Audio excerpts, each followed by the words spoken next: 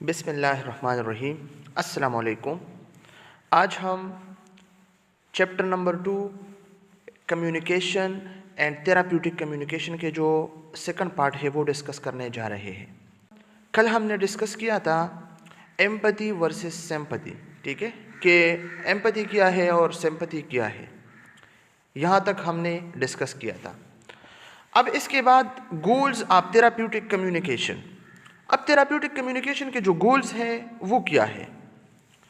Number first, encourage self growth. Self growth को आपने क्या करना है? एनकरेज करना है। सेल्फ ग्रोथ क्या है? खुद तरक्की। इंडिविजुअल्स को इनकी ज़ाती तरक्की यानी सेल्फ ग्रोथ, लर्निंग और इसका जो प्रोग्रेस है ना, इसके लिए बाइख्तियार बनाना। फॉर एग्जाम्पल, इसके लिए जो एग्जाम्पल है, I believe in you and your abilities. I believe in you, मैं आप पे भरोसा करता हूँ, मेरा आप पे यकीन है। एंड यूर एबिलिटीज़ पे, और आपकी जो एबिलिटीज़ है, कार्रवाइयाँ है, इस पे भी। मतलब नर्स क्या कहेगा इसमें? पेशेंट को कहेगा कि मेरा आप पे यकीन है और आपकी एबिलिटीज़ पे, मतलब आप कर सकते हो। इसका जो सेकंड एग्जांपल है, I am here to support you but I also trust your decision making. मैं यहाँ पे हूँ आपके सपोर्ट करने के लिए, but I also trust your decision making. मेरा आपके जो डिसीजन मेकिंग है ना, इस पे पूरा ट्रस्ट है, इस पे पूरा यकीन है, आप कर सकते हो। तो ये क्या है? ये सेल्फ ग्रोथ है, और आपने पेशेंट के सेल्फ ग्रोथ को क्या करना है? एनकरेज करना है। Number second, increase feelings of self worth. ये सेल्फ वर्थ क्या चीज़ है? ये खुद को वैल्यू देना है, मतलब पॉजिटिव सेल्फ इमेज और सेल्फ एस्टीम को प्रमोट करना। नर्स ने क्या करना है? पेशेंट के जो पॉजिटिव सेल्फ इमेज है और सेल्फ एस्टीम है, इसको प्रमोट करना है। फिर इसके बाद promote increased understanding, insight. Insight क्या है? इनसाइटनेस। इनसाइटनेस ये है अवेयरनेस, माहौल से खबर रहना, अपने पेशेंट से खबर रहना, अंडरस्टैंडिंग में, ठीक है। इसका मतलब ये है कि पेशेंट को इनके ख्यालात, एहसासात और तर्ज अमल को समझने में मदद करे, पेशेंट की हौसला अफजाई करे, ताकि वो अपने जज्बात और अमाल की बुनियादी वजूहात को तलाश कर सके। Number fourth, encourage problem solving. Patient के जो प्रॉब्लम सॉल्विंग एबिलिटीज़ है ना, इनको इनकरेज करना है। फॉर एग्जाम्पल देता हूँ, let us make a list of all the possible solutions we can think of. Patient को जो मसले मसाइल है ना, जो प्रॉब्लम्स है, इसी के लिए हमने एक लिस्ट बनाना है, ठीक है, और फिर इस लिस्ट से हमने पॉसिबल सॉल्यूशंस जो है वो सेलेक्ट करना है, और इसके बारे में हमने थिंकिंग करना है। तो ये क्या है? ये हमारे पास एक एग्जाम्पल था। या for example, I hear you saying that, is that correct? Nurse क्या कहेगा? I hear you saying that, मैं सुन रहा था कि आप जो कुछ कहते थे, आप जो कुछ कहते थे मैं सुन रहा था। Is that correct? क्या ये सच है या सच नहीं है? ये ठीक है या ठीक नहीं है? ये जो लास्ट वन है, फैसिलिटेट डिसीजन मेकिंग, मतलब डिसीजन मेकिंग में सहूलत फराहम करना। नर्स का क्या काम है? डिसीजन मेकिंग में सहूलत फराहम करना है, फैसिलिटेट करना है। इसका जो एग्जाम्पल है, what are your goals and priorities for this decision. ये जो डिसीजन आपने लिया है, इसके लिए आपके गोल्स क्या है, ठीक है, शॉर्ट टर्म गोल क्या है, लॉन्ग टर्म गोल क्या है, और फिर इस गोल में आपकी प्रायोरिटी क्या है, आपकी प्रायोरिटाइजेशन क्या है, किस चीज़ को आप प्रायोरिटाइज करें। तो ये हमारे पास क्या था? ये हमारे पास गोल्स ऑफ थेराप्यूटिक कम्युनिकेशन है। एमसीक्यूज़ के लिए याद रखना, आपको एमसीक्यूज़ में ऐसे पूछ सकते हैं कि इसमें 3 दिया हो, ठीक है, और आपसे पूछा जाएगा कि ये जो फॉलोइंग है ना, इसमें कौन सा वाला करेक्ट है, और फिर डी ऑप्शन में आल दिया हो, तो आपने कौन से वाले को सेलेक्ट करना है? आल्स ऑफ दीज को सेलेक्ट करना है, ठीक है। Phases of therapeutic relationship. Therapeutic relationship के जो फेजेस हैं वो हमने डिस्कस करना है, ठीक है। तो थेराप्यूटिक रिलेशनशिप क्या चीज़ है? ये नर्स पेशेंट रिलेशनशिप है, काफ़ी सारे डिटेल के साथ डिस्कस कर चुके हैं। इसका जो फर्स्ट फेज है प्री इंट्रैक्शन फेज, इसी को प्री ओरिएंटेशन फेज भी कहा जाता है, ठीक है। इंट्रैक्शन से पहले एक प्री इंट्रैक्शन फेज होता है। इसमें नंबर फर्स्ट हमने क्या करना है? Self exploration. सेल्फ एक्सप्लोरेशन में क्या होता है? इस फेज में आपने खुद को एक्सप्लोर करना है, अपने वैल्यूज़ को, ठीक है, पहचानना है, अपने बिलीव्स को पहचानना है, और अपने एक्सपीरियंसेस को पहचानना है, ठीक है। अपने वैल्यू, बिलीव और एक्सपीरियंस से अपने पेशेंट के साथ इंटरेक्शन करना है, ठीक है। इसमें आपने इमोशनल इंटेलिजेंस, कम्युनिकेशन स्टाइल्स और एरिया ऑफ इम्प्रूवमेंट से बाखबर होना चाहिए, ठीक है। ये इमोशनल इंटेलिजेंस क्या चीज़ है? इमोशनल इंटेलिजेंस ये है कि आप सोच रहे हैं अपने पेशेंट के बारे में कि मेरा पेशेंट किस चीज़ के बारे में मुझसे इम्प्रेस हो सकता है, मैं कैसे इसका केयर करूं, जो पेशेंट जो है मेरा बात माने, या पेशेंट जो है अपने जो मतलब जो चीज़ अपने जहन में वो रखे हैं मुझसे शेयर नहीं करता, वो मुझसे शेयर करे। मतलब पेशेंट के माइंड में जो कुछ है वो अगर आप अचीव करना चाहते हो, आप अगर चाहते हो कि वो मुझसे शेयर करे, तो आपने किस चीज़ पे फोकस करना है? इमोशनल इंटेलिजेंस पे फोकस करना है। और ये इमोशनल इंटेलिजेंस जो है ये बिहेवियरल साइकोलॉजी में जो है काफ़ी सारे डिटेल के साथ है, ठीक है, आपने वहाँ से देखनी है। तो नर्स ने क्या करना है? इमोशनल इंटेलिजेंस पे फोकस करना है ताकि वो पेशेंट के जो नीड्स है उसको पहचान सके। कम्युनिकेशन स्टाइल, नर्स ने क्या करना है? कम्युनिकेशन स्टाइल को पेशेंट के मुताबिक बनाना है। ऐसा नहीं है कि पेशेंट को मतलब उर्दू नहीं आती और आप इससे उर्दू में बात करें, ठीक है, या वो आपके एक लफ्ज़ को नहीं जानता, टर्मिनोलॉजीज नहीं जाने जो जॉर्गन्स है, और आप हाँ इससे इसी तरीके से बात करते हो, ठीक है, तो आप क्या करोगे? आप वो अचीव नहीं करोगे। सेल्फ एक्सप्लोरेशन में आपने क्या करना है? कम्युनिकेशन स्टाइल को पहचानना है, सही है। और फिर एरिया ऑफ इम्प्रूवमेंट से, एरिया इम्प्रूवमेंट क्या है? मतलब जो जो कमी आप में है तो आपने बाखबर रहना है कि आप अपने इम्प्रूवमेंट कर सके। Number second, misconception and prejudice. Misconception and prejudice का क्या मतलब है? आपने पोटेंशियल स्टेरियोटाइपिंग नहीं करना है, ठीक है। स्टेरियोटाइप क्या होता है? स्टेरियोटाइप हमारे पास ये है कि फॉर एग्जांपल आप एक बुक उठा के इसके कवर को आप देख के ये फैसला करते हैं कि ये बुक अच्छा नहीं है या ये बुक अच्छा है, ठीक है। एक बंदे को देखकर इसके फैमिली को ब्लेम करना। एक बंदा अगर झूठ बोलता है तो आप इसे क्या कहते हैं? आप इसे कहते हैं कि आपकी जो फैमिली है वो झूठ बोलने वाले हैं, ठीक है। तो ये बात गलत है। ये क्या है? ये स्टेरियोटाइपिंग है। एक बंदे से आपने क्या करना है? आपने इसके सारी फैमिली को जो है ब्लेम किया है, तो ये बात सही नहीं है। तो ये जो मिसकंसेप्शन एंड प्रेजुडिस है इसमें आपने स्टेरियोटाइपिंग नहीं करनी है। फॉर एग्जांपल एक पॉपुलेशन वाला पेशेंट आया है, ठीक है, और इसका जो पॉपुलेशन है इसके बारे में लोगों की बैड एजम्पशंस है, ठीक है, बैड ख्यालात है, गलत ख्यालात है, ठीक है, कि ये लोग ऐसे हैं या ऐसे हैं। तो आपने इस पेशेंट को ऐसा नहीं समझना है कि वो भी इसी तरह जो है होगा। आपने ऐसे नर्स एम्पैथी शो करनी है, सही है। इसके बाद क्या है? Anxiety and nervousness. जब न्यू पेशेंट आता है ना तो थोड़ी सी घबराहट और एंजाइटी होती है नर्स को, सही है। Ambivalence and uncertainty. Ambivalence and uncertainty मतलब बेयकीनी और इबहाम। Recognize the uncertainty of patient interventions, accept that each patient interaction is unique and may involve unexpected challenges। इसका क्या मतलब है? इसका मतलब ये है कि पेशेंट के जो इंटरेक्शन है नर्स के साथ, ठीक है, तो नर्स ने इस पेशेंट का जो अनसर्टिनिटी है नर्स के बारे में या ट्रीटमेंट के बारे में जो बेयकीनी है, गैर यकीनियत है, इसको रिकॉग्नाइज करना। ये नर्स का इस चीज़ पे फोकस होना चाहिए कि पेशेंट के साथ वो जो इंटरेक्शन करता है, पेशेंट या क्लाइंट जो अनसर्टिनिटी है मतलब वो जो गैर यकीनियत है इसमें, वो नर्स ने पहचानना है कि किस चीज़ के बारे में इसका जो माइंड सेट है वो गलत है, वो गैर यकीनी सोच रहा है, ठीक है। तो पेशेंट नर्स ने क्या करना है? इसी को रिकॉग्नाइज करना है, ठीक है। और फिर develop a flexible approach. Nurse ने क्या करना है? एक फ्लेक्सिबल अप्रोच को है जो डेवलप करना है, ठीक है, जिसमें फ्लेक्सिबिलिटी हो, इलास्टिसिटी हो, ऐसा ना हो कि रिजिड हो, ठीक है, फ्लेक्सिबल होना चाहिए ताकि फैशन जो है वो तंग ना हो।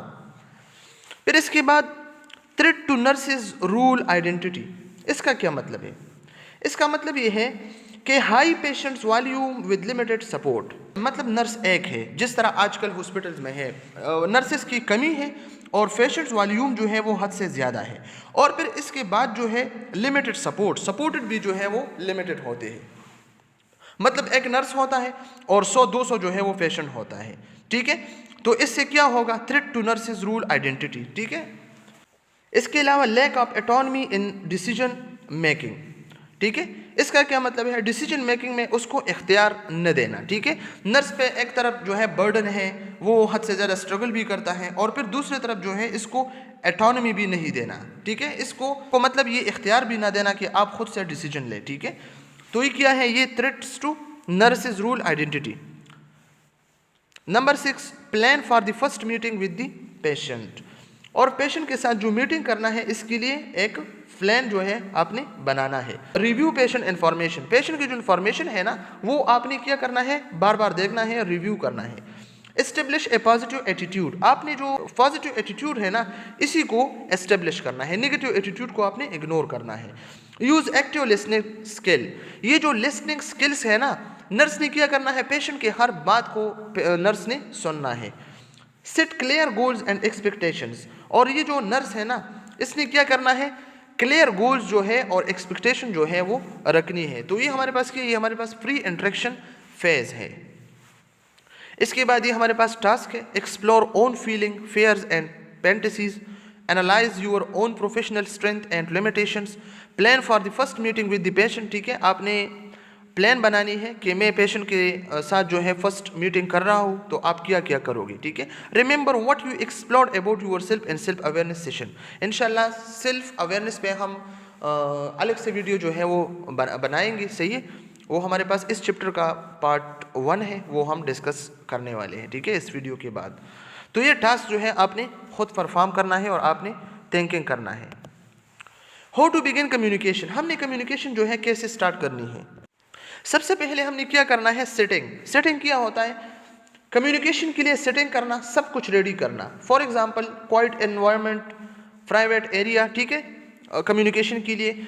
इसके बाद सेटिंग, सेटिंग क्या होते हैं, सेटिंग के बाद जो है सब कुछ, सेटिंग के बाद एनवायरनमेंट और प्राइवेट एरियाज को मतलब सेटिंग के बाद क्या करना है, कम्युनिकेशन के लिए बैठना है, ठीक है। लेकिन एक बात याद रखना, sit at the same level as the patient, patient के लेवल के मुताबिक बैठना, सही है। और मेंटेन आई कांटेक्ट, इसमें जो इंपॉर्टेंट बात है आपने आई कांटेक्ट जो है वो सही से रखना है। फिर इसके बाद क्या है, इंट्रोडक्शन। इंट्रोडक्शन में क्या है, clearly state your name, rule and purpose. आपने क्या करना है, अपने जो नेम है वो क्लियरली बताना है और अपने रूल्स को कि मैं यहाँ पे मेरा ये रूल्स है, मैं नर्स हूँ, मैंने ये करना है, आपकी केयर करना है।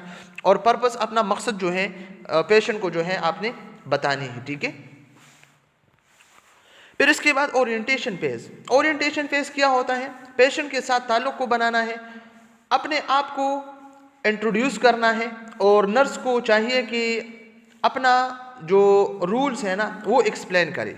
इसका जो रूल्स है इस वार्ड में, अगर मेडिकल वार्ड है, इमरजेंसी है, जहाँ पे भी है, आईसीयू है, सीसीयू है, तो नर्स ने बताना है कि मेरा यहाँ पे ये रूल है, मैं ऐसे नर्स यहाँ पे काम करता हूँ, ठीक है। Number 2, working phase. Working phase में हमने क्या करना है, इस फेज में हमने पेशेंट के कंसर्न्स जो है या पेशेंट की जो नीड्स है इस पे फोकस करना है, इंफॉर्मेशन को जमा करना और फिर एजुकेशन को प्रोवाइड करना, मतलब पेशेंट को एजुकेट करना, ठीक है। तो वो क्या है, वो हमारे पास वर्किंग फेज में होता है। ये आप लोग एमसीक्यूज के लिए याद रखिए, सर ने सिर्फ जो है वो मतलब जो हेडिंग्स दिया है और इसी को एक्सप्लेन नहीं किया है, तो आप लोगों ने यहीं पे आप लोगों ने अपने साथ नोट करना है, ठीक है। इसके बाद टर्मिनेशन फेज। टर्मिनेशन फेज में क्या होता है, डिस्कशन को समराइज करना है और क्लियर इंस्ट्रक्शंस को प्रोवाइड करना है, ठीक है। और फ्यूचर के लिए मतलब क्लियर इंस्ट्रक्शन फ्यूचर के लिए आपने प्रोवाइड करना है और फ्यूचर के लिए आपने प्लान बनानी है, ठीक है। ये किस फेज में होता है, ये टर्मिनेशन फेज में होता है। और टर्मिनेशन फेज में क्या होता है, ये जो कम्युनिकेशन है वो ख़त्म होने जा रहा है, ठीक है। Common causes of interference with therapeutic communication.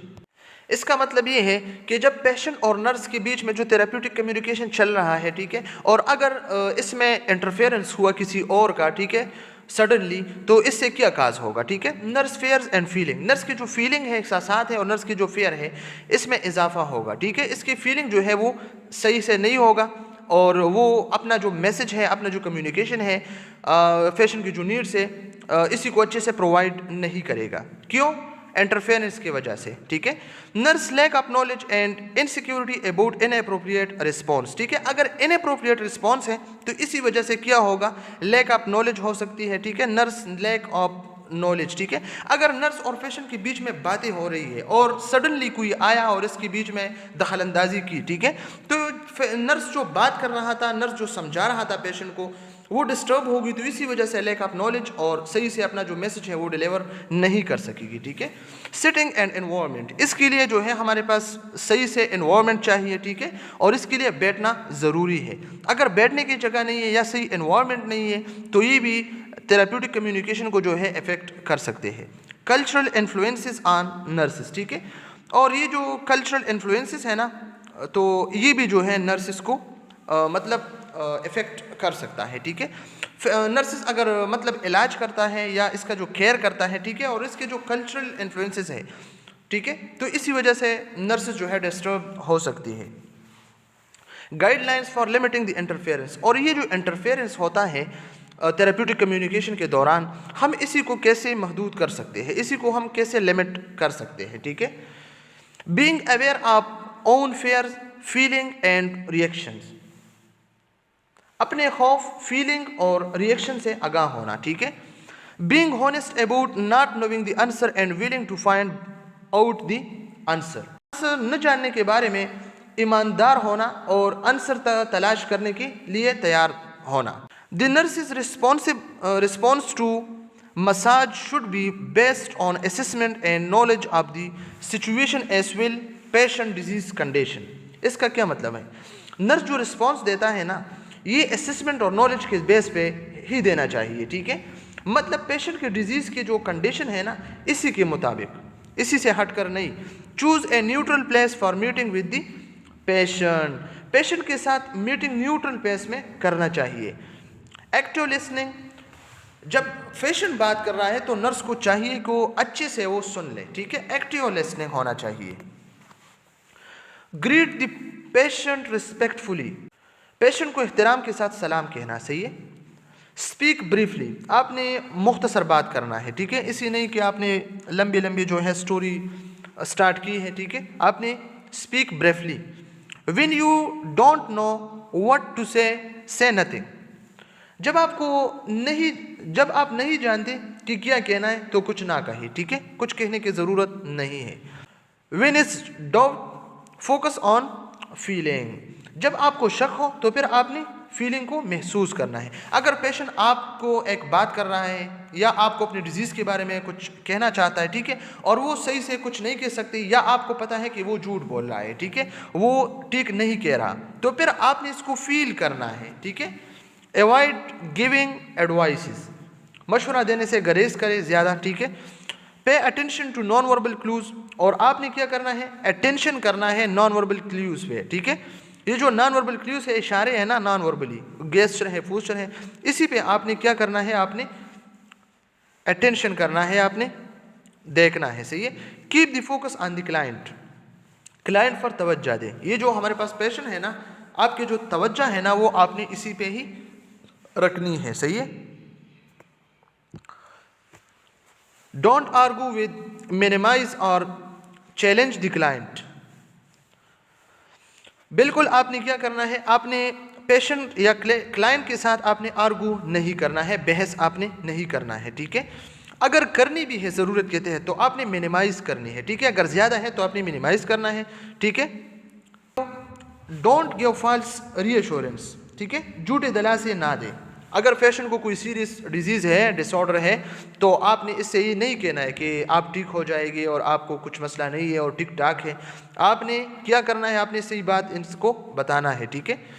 Don't interpret to the client or speculate on the dynamics of the client problems, बगैर कोई सफिशिएंट इंफॉर्मेशन के आपने क्लाइंट प्रॉब्लम के बारे में एजम्पशन नहीं करना है, ठीक है। Don't join the attacks the client language against relative और फ्रेंड, मतलब इसका ये है कि आपने टॉक्सिक एनवायरनमेंट को नहीं बनाना है, ठीक है, आपने सही एनवायरनमेंट को बनाना है। और ये जो वार्ड है या जो पेशेंट की जगह है, आपने यहाँ पे कोई टॉक्सिक एनवायरनमेंट जो है नहीं बनाना है, सही है। Do not participate in the criticism of other, दूसरों की तनकीद में हिस्सा ना ले, ठीक है।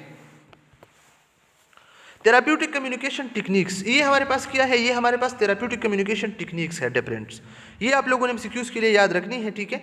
एक्सेप्टिंग है इसमें, ओपनिंग सेल्फ है, गिविंग द ब्रॉड है, ओपनिंग और लिसनिंग, साइलेंस आपने गौर से मतलब सुनना है, साइलेंस खामोशी से, एम्पैथेटिक रहना है, ठीक है। शेयरिंग ऑब्जर्वेशंस, अपने ऑब्जर्वेशन को शेयर करना है, रिफ्लेक्टिंग, एक्सप्लोरिंग, फोकसिंग, पेशेंट पे फोकस करना है, attempting to translate into the feeling, encourage formulation of a plan of action. तो ये सब क्या है, ये आप लोगों ने एमसीक्यूज के लिए याद रखनी है, ठीक है, कि ये थेराप्यूटिक कम्युनिकेशन हमारे पास है, ठीक है।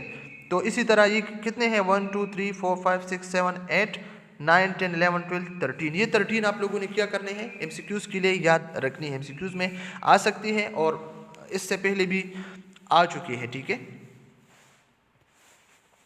नॉन थेराप्यूटिक कम्युनिकेशन टेक्निक्स, ये हमारे पास क्या है, नॉन थेराप्यूटिक कम्युनिकेशन, एक है थेराप्यूटिक कम्युनिकेशन, एक है नॉन थेराप्यूटिक कम्युनिकेशन।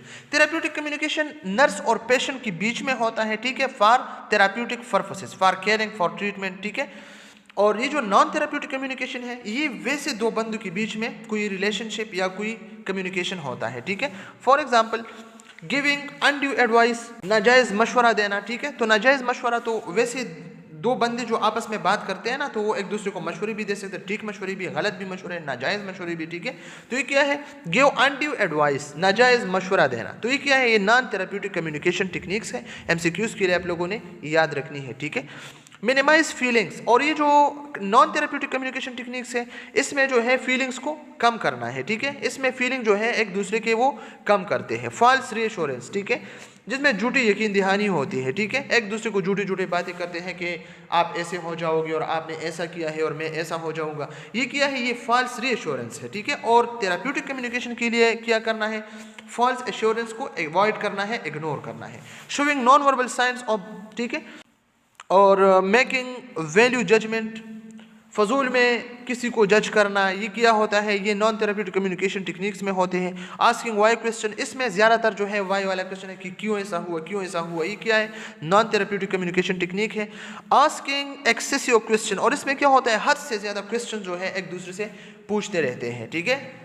दो बंदे हैं एक दूसरे से बात करते हैं तो एक दूसरे से ज़्यादा क्वेश्चन जो है पूछते हैं, ठीक है। गिविंग अप्रूवल एग्री, और इसमें क्या होते हैं, एक दूसरे के साथ वो एग्री भी करता है, इत्तेफाक भी करता है बातों पे। डिसअप्रूविंग डिसएग्रीइंग, और एक दूसरे से इख्तिलाफ भी कर सकते हैं, ठीक है। दोनों जो बंदे हैं ना एक दूसरे से मतलब नॉन थेराप्यूटिक कम्युनिकेशन कर रहा है तो एक दूसरे से इख्तिलाफ भी कर सकता है, इत्तेफाक भी कर सकता है, ज़्यादा क्वेश्चन भी एक दूसरे से पूछ सकते हैं, और वाई वाला क्वेश्चन भी और फजूल में एक दूसरे को जज भी करते हैं, ठीक है। नॉन वर्बल कम्युनिकेशन और नॉन वर्बल जो साइंस है, क्लूज़ है, वो भी कर सकते हैं। फॉल्स रीअश्योरेंस भी कर सकते हैं, मिनिमाइज फीलिंग भी करते हैं, गिव अनड्यू एडवाइस, ठीक है। तो ये सब क्या है, हमारे पास नॉन थेराप्यूटिक कम्युनिकेशन, और इससे पहले जो हुआ ये हमारे पास क्या है, थेराप्यूटिक कम्युनिकेशन टेक्निक्स है, ठीक है। तो ये आप लोगों ने एमसीक्यूज के लिए याद रखना है। इसी के साथ हमारा जो कम्युनिकेशन, थेराप्यूटिक कम्युनिकेशन चैप्टर है वो कंप्लीट हो गया। इसके बाद इंशाल्लाह हम सेल्फ अवेयरनेस में मिलेंगे, ठीक है।